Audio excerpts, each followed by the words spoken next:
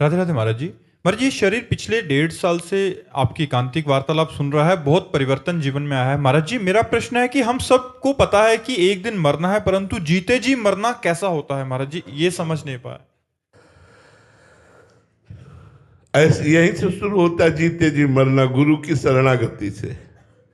चलो ऐसा करो, अब मन कह रहा नहीं यार, ऐसा कैसे? जीवित मर जाए उलटी आप में समाये, यह दिलगिरी। अगर ये स्थिति कोई प्रदान कर सकता है तो गुरुदेव दूसरा कोई त्रिभुवन में है ही नहीं। त्रिभुवन में कोई ऐसा नहीं जो गुरुदेव स्थिति प्रदान करते, वो त्रिभुवन में कोई ऐसा नहीं है। गुरुदेव की आज्ञा में कितना दम है वो हम बाद में जान पाए।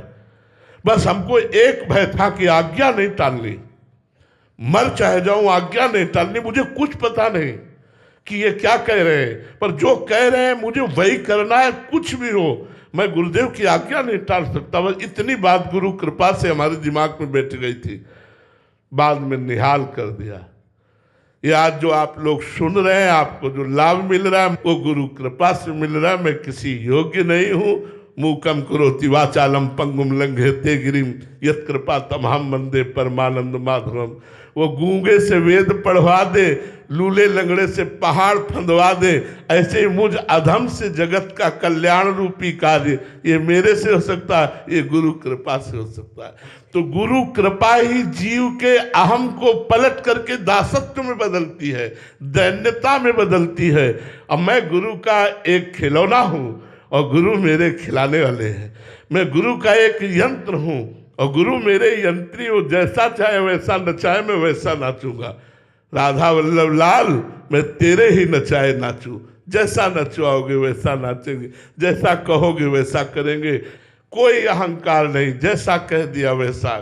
इसी से भगवत साक्षात्कार होता है। अपनी साधना तो एक निमित्त मात्र है, भगवत साक्षात्कार बड़ा कठिन है, उनकी आज्ञा का पालन करना। एक बार रामानंदाचार्य जी महाराज एक बगीचे में मंडली लेके पहुंचे।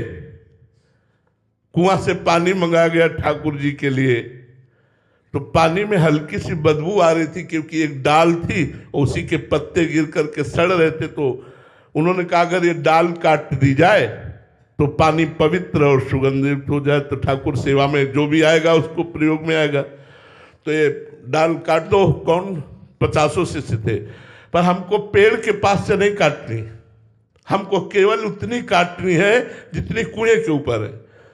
तो ये हुआ कि महाराज कुएं के ऊपर वाली काटी जाएगी